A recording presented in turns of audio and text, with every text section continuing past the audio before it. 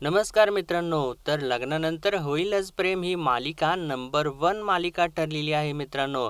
तर आपल्या प्रेक्षकांच्या तर्फे आणि आपल्या चॅनलतर्फे लग्नानंतर होईलच प्रेमच्या टीमचे आणि सर्व कलाकारांचे हार्दिक हार्दिक अभिनंदन मित्रांनो.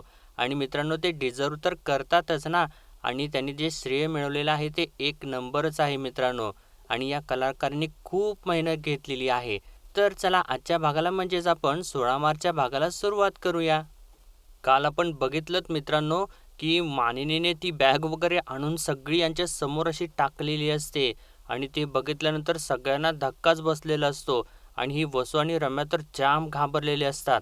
तर तेव्हा आता काव्या रम्याला विचारते, तर तेव्हा रम्या नाही नाही असं म्हणत असते काव्याला. आणि इकडे जीवा तर चांगलाच भडकलेला असतो आणि तो सुद्धा वसूला विचारतो आणि तेव्हा वसू तर खूपच घाबरलेली असते. आणि मानिनी आता म्हणते, आता तुम्ही चौकानेच ठरवा यांचं काय करायचं आहे ते.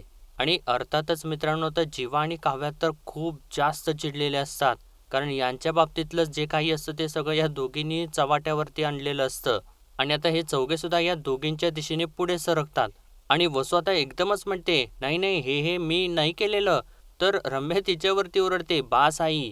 आणि तिनं असं म्हटल्यानंतर वसूला तर ऑब्विसली धक्काच बसतो. तर रम्या पुढे एकदम सगळं काही आरोप तिच्यावरतीच ढकलून टाकते. म्हणते, अगं आई हे काय आहे सगळं? अगं अजून किती वेळा विश्वास तोडणार आहेस तू? अगं यांचा आणि माझा सुद्धा. आणि असं रम्याने म्हटल्यानंतर वसूच्या पायाखालची जमीनच सरकते मित्रांनो. तर रम्या पुढं म्हणते, अगं बोल नाही काय आहे हे सगळं काही? अगं मला यातलं काही सुद्धा सांगितलेलं नाही आहेस तू. आणि सगळ्यांना म्हणते, नाही नाही मला यातलं काहीच माहीत नाही आहे. आणि वसूला परत म्हणते, अगं बोल नाही काय आहे हे सगळं? तर मिथुन काकाला बरोबर रम्याची शंका आलेली असते आणि तो म्हणतो, आम्हाला माहिती आहे सगळं. आम्हाला सगळं काही माहिती आहे रम्या. आणि या सगळ्याची पोलखोल ना इथेच होणार आहे. तर तेव्हा विक्रमसुद्धा रम्याला म्हणतो, आणि रम्या ही बॅग तुमच्याच रूममध्ये सापडली आहे ना? आणि तुला माहिती नाही कसं?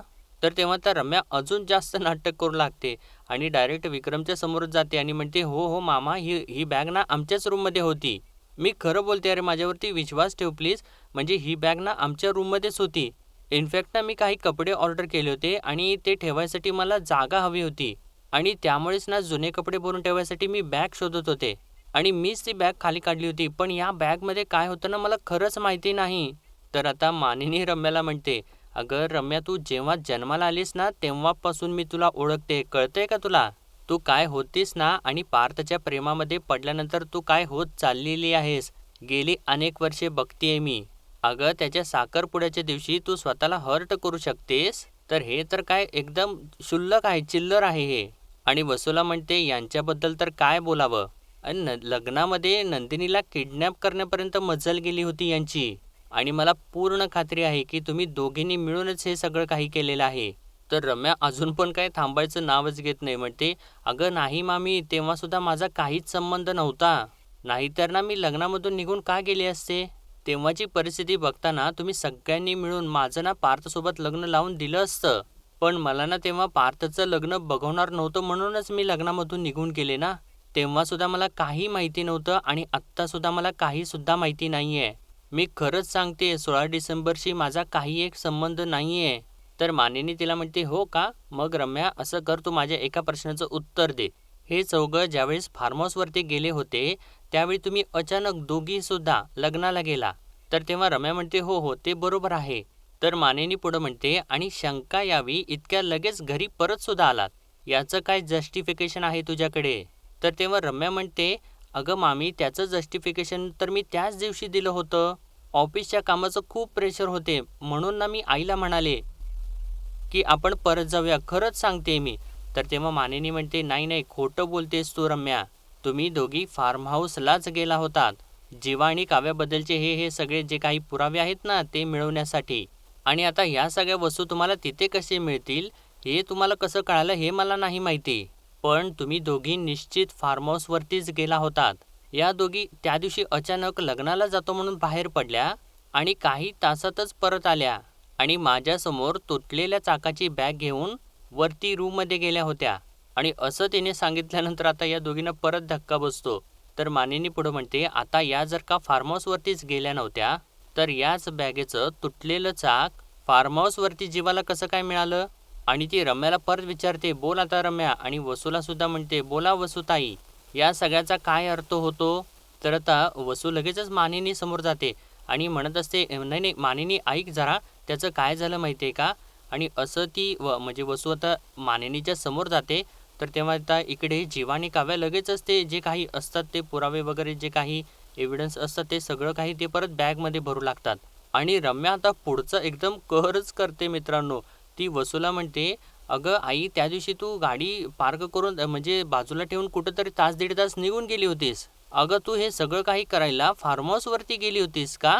आणि असं तिने वसूला म्हटल्यानंतर वसूला तर अजून मोठा धक्का बसतो. तिच्या तर आता पायाखालची जमीनच सरकते मित्रांनो. तर आता बाकीचे सगळे सुद्धा आश्चर्यचकित होतातच अर्थात. आणि विक्रम म्हणतो, आता हे काय आहे नवीन नाटक? तर रम्या म्हणते, नाही नाही मामा रे, काही नाटक वगैरे काही नाही आहे. मी त्या दिवशी यातलं तुम्हाला काही सांगितलं नाही, पण आम्ही जेव्हा लग्नासाठी म्हणून बाहेर गेलो ना, तर तेव्हा पनवेलच्या आसपास ना आईने गाडी बाजूला घ्यायला सांगितली आणि तास दीड तासासाठी कुठेतरी गायब झाली. मलाच काहीच माहिती नाही. मी खूप वेळ वाट बघत थांबले होते तिथे. आणि वसूला रडत रडत म्हणते, आई खरं सांग, तू हे सगळं काही करायला फार्म हाऊसवरती गेली होतीस? तर वसू म्हणते, अगं रम्या मी हे काहीही केलेलं नाहीये. तर तेव्हा रम्या म्हणते, अगं आई खोटं बोलू नको, हे सगळं तूच केलेस, असं म्हणून तिला कबूलच करायला लावते. अगं आई, यांच्या आयुष्यातलं एक काळं कुट्ट 16 डिसेंबर तूच घडवलंस ना? तूच हे सगळे काही पुरावे, फोटोज यांचा भूतकाळ जो त्या दिवशी सगळ्यांनी बघितला, तोच तू पेनड्राईव्हमध्ये टाकला होतास ना? हो ना? म्हणूनच तू त्या दिवशी विचारत होतीस एक्स्ट्राचा पेनड्राईव्ह आहे का म्हणून.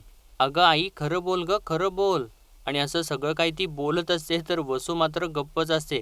कारण तिला तर धक्क्यावरती धक्के बसत असतात. कारण तिला तर काही कळतच नसतं मित्रांनो की याच्यावरती आता या रम्याला काय बोलायचं. कारण सगळं काही खापर जे असतं ती सगळं ही वसूच्या डोक्यावरतीच फोडत असते. आणि रम्या पुढं म्हणते, बोल आई बोल, खरं बोल, तूच आणलंस ना या घरावरती संकट? अगं बोल नाही, तूच आणलंस ना संकट, असं ती जोराने आता विचारते. तर मित्रांनो याच्या पुढचं आश्चर्य म्हणजे बॅक ऑफ द माइंड त्यांनी दाखवलेलं आहे. म्हणजे रम्याने आणि वसूने दोघींनी मिळून हे ठरवलेलं असतं सगळं काही.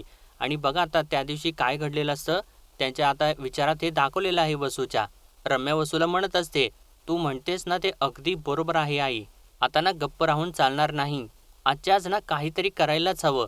काय आहे ना, हे घरचे सगळे स्पाय आहेत आणि तो 16 डिसेंबर कोणी घडवून आणला याचा शोध ते घेतीलच. तर तेव्हा वसू म्हणते, अगं हो रम्या, जर तसं काही झालं ना तर आपण दोघे सुद्धा अडकू. तर रम्या म्हणते, अगं तेच तर व्हायला नको आहे. आणि नाही नाही आपण एकत्र अडकायला नको आहे याच्यामध्ये. आणि एकदमच म्हणते, आपल्यावरती जर संकट आलं ना तर मी सगळा काही जो ब्लेम आहे ते तुझ्यावरती टाकेन आणि मी एकटी फ्री होईन, तरच आपलं पुढं काहीतरी होऊ शकेल आई. तर वसू तिला म्हणत असते, व्हॉट नॉनसेन्स इज दिस रम्या? तर रम्या तिला म्हणते, अगं मामीला तूच बोलली होतीस ना गेल्या वेळेला की 16 डिसेंबर नंतर मी कोणाच्याही आयुष्यात लुडबुड केलेली नाहीये म्हणून. तर वसू म्हणते, अगं बाई खरं मी चुकून बोलून गेले होते ते.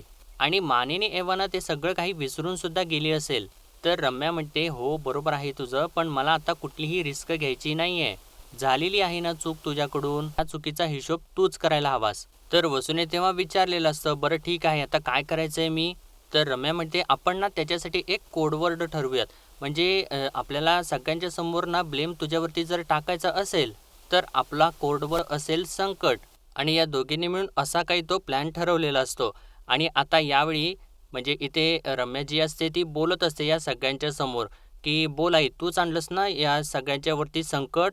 आणि संकट संकट असं ती 2 वेळा 3 वेळा म्हणते तेव्हा वसूच्या लक्षात येतं की हा कोडवर्ड बोलत आहे ती.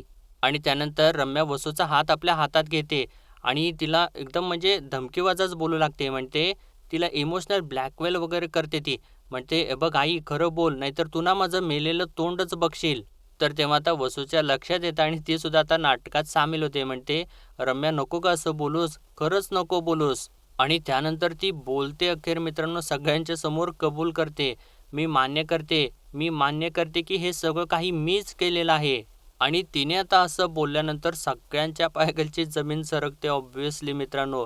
आणि हे जीवा आणि काव्य जे असतात ते तर धक्क्याने उठूनच उभे राहतात. तर वसू आता पुढे सांगते, हो मी गेले होते फार्म हाऊसवरती, तिथे जाऊन मी हे सगळे काही पुरावे गोळा केले आणि त्यानंतर पार्थच्या पेनड्राईव्हमध्ये सुद्धा टाकले, मीच टाकले ते.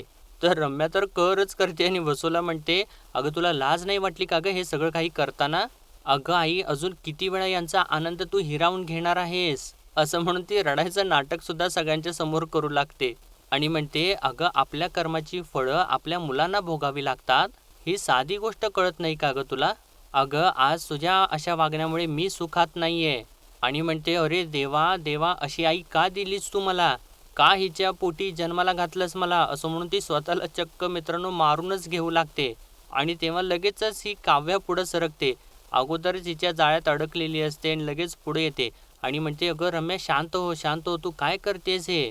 तर तेव्हा विक्रम आता ओरडतो, रम्या बास झालं, बास कर, पुरे झाला हा तमाशा. आणि त्यानंतर मित्रांनो तर ही रम्या जी असते ती कहरच करते. ती जाते डायनिंग टेबलवरून पाण्याचा भरलेला पाण्याने जग घेऊन येते आणि ती वसूच्या समोर उभा राहते. आणि तेव्हा जेव्हा तो असतो तो वसूच्या मागे उभारलेला असतो आणि तो रम्याला थांबवायचा प्रयत्न करत असतो. तर वसूसुद्धा म्हणत असते, रम्या काय करतेस हे तू? काही करू नकोस असं. तर रम्या तर चक्क ते पाणी सगळं काही असतं ते आपल्या डोक्यावरतीच ओतून घेते. म्हणजे सगळ्यांचा विश्वास एकदम परत मिळवण्यासाठी हे सगळं काही ती नाटक करत असते आणि एकदम कहरच गाठते. तर विक्रमसुद्धा तिला ओरडत असतो, अगं हे रम्या तुझं हे काय चाललंय? आणि बाकी सगळेजण तर तिला थांबवायचा प्रयत्न करत असतात. आणि काव्या आता तिच्या हातामधला तो जग काढून घेते आणि जाऊन बाजूला ठेवते. तर रम्या वसूला म्हणते, आता तुझ्यामुळे गैरसमज झाला म्हणून पार्थने सुद्धा असंच 16 डिसेंबरला स्वतःच्या डोक्यावरती बादली रिकामी केली होती. आणि तिने असं म्हटल्यानंतर आता सगळ्यांना तो क्षण आठवतो सुद्धा. तर रम्या पुढं म्हणते, आणि तेव्हा तो म्हणाला होता की प्रेम करणाऱ्या पार्थच्या नावाने अंघोळ करतोय आणि आज ही रम्या तुझ्या नावाने अंघोळ करते आई, असं ती बोट करूनच वसूला म्हणते. तर वसू तेव्हा म्हणू लागते रम्याला, रम्या असं नको करूस बाळा. तर आता मानिनी सुद्धा रम्याला म्हणू लागते, रम्या अगं काय बोलतेस तू, प्लीज जरा शांत होतेस का? अगं जरा शांत हो. म्हणजे आता एक एक करून मित्रांनो सगळ्यांना तर विश्वास बसायला सुरुवात होते आणि मानिनी तर पहिल्यांदा त्यात अडकते. तर रम्या पुढं म्हणते अजून, तू जर माझी आई नसतेस ना तर ना मी तुझ्या कानाखालीच, असं ती बोलते. आणि तेव्हा सगळेजणच पुढे येतात आणि रम्याला थांबवतात. तर मानिनी परत रम्याला म्हणते, अगं रम्या बोलण्यावर जरा ताबा ठेव. आणि वसूला म्हणते, वसुताई अहो बघताय ना तुम्ही तुमच्यामुळे काय अवस्था झाली आहे तिची. आणि तोपर्यंत आता हे पार्थ आणि नंदिनी जे असतात ते अजूनसुद्धा शांतच असतात आणि यांना शंका असतेच की बाबा हे दोघींनी मिळूनच हे केलेलं आहे. आणि पार्थ आता मित्रांनो बोलतो सुद्धा. मानिनीला म्हणतो, आई तुला खात्री आहे का हे सगळं काही वसू आत्यानेच केलेलं आहे? तर मानिनी म्हणते, मला माहिती नाही पार्थ, पण खरं जर सांगायचं झालं ना तर आशाने सुद्धा मला सांगितलं होतं की टेबलच्या खाणात लपून छपून पेनड्राईव्ह जो ठेवला होता तो वसूताईंनीच आणि तिने स्वतः ते बघितलेलं होतं. आणि त्या पेनड्राईव्हमध्ये काय आहे ते अर्थात आशाताईला माहिती नाही. पण काव्या जेव्हा हॉस्पिटलमध्ये होती ना तेव्हा वसूताई स्वतः म्हणाल्या होत्या 16 डिसेंबरबद्दल. आणि तेव्हा मानिनीला तो क्षण आठवतो सुद्धा. वसू एकदम फ्लोमध्ये बोलून गेलेली असते, तुमच्या दोघींच्या मनात घाणेरडे विचार येत आहेत म्हणून तुम्ही माझ्यावरती आरोप करताय. मी शेवटचे सांगते, मी हे काहीही केलेलं नाही आहे.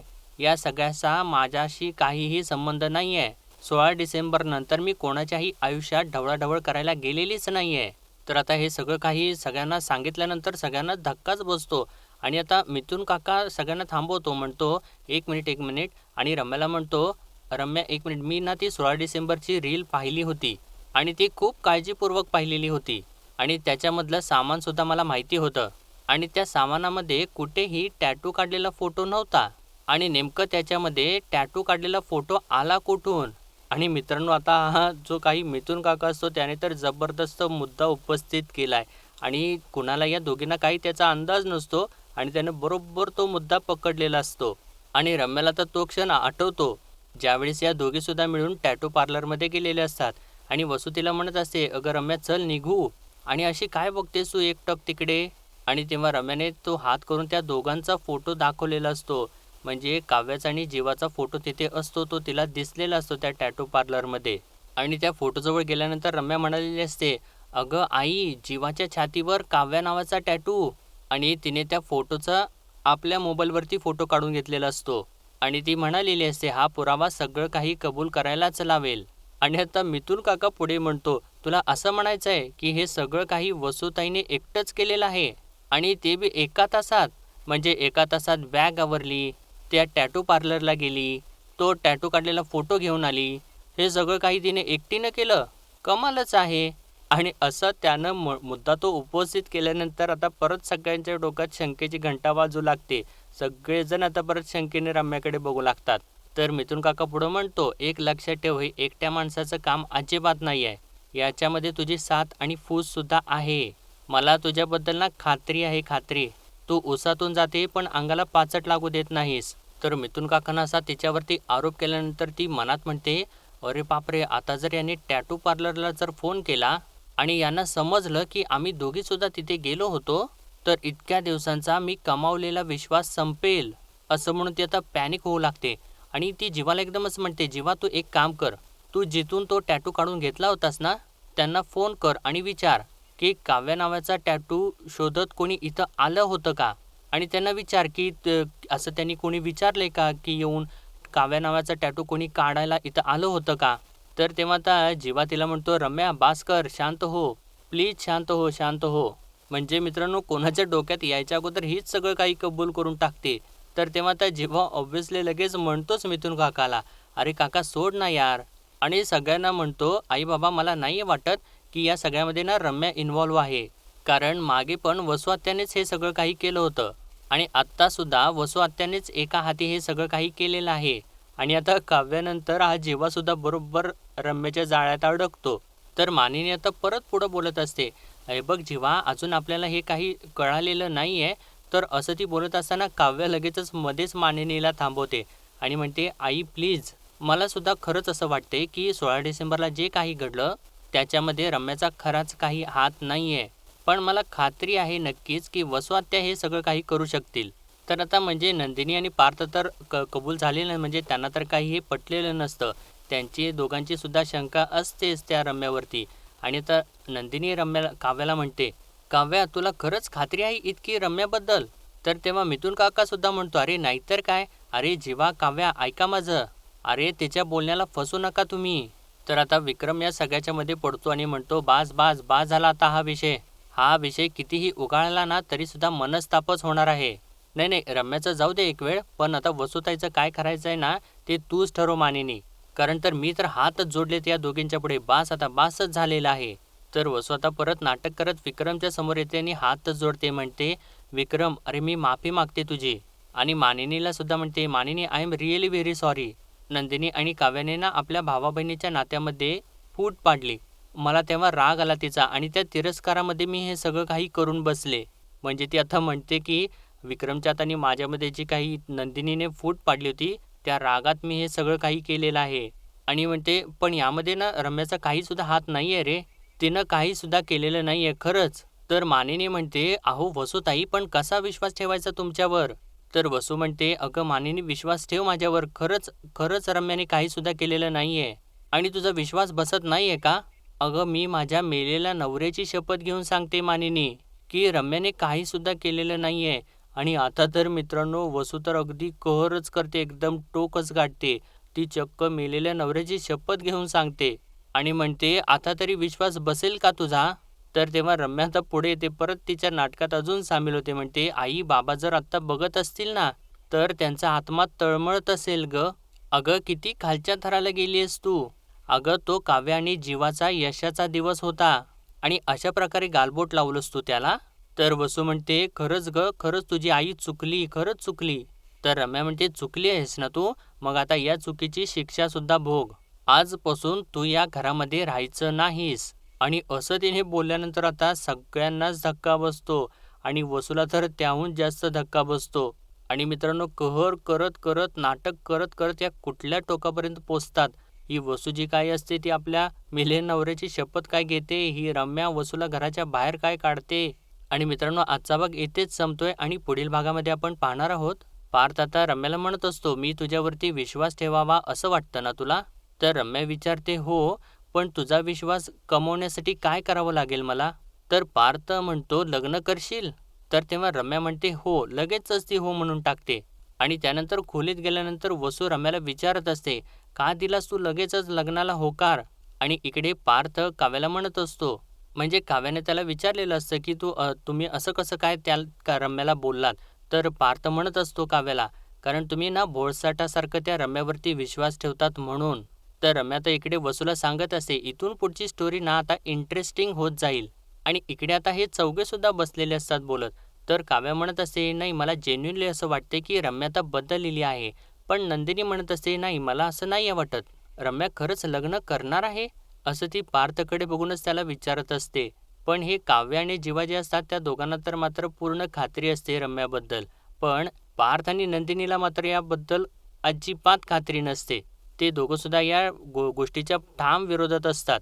त्या दोघांना सुद्धा असं वाटत असतं की आता ही रम्या काय लग्नाला फक्त होकार दिले कर ती लग्नाला तयार काही होणार नाहीये. तर मित्रांनो आजच्यापुरतं एवढंच आणि भेटूया परत उद्याच्या भागामध्ये. तोपर्यंत आपल्या व्हिडिओला लाईक शेअर आणि सबस्क्राईब नक्कीच करा. धन्यवाद.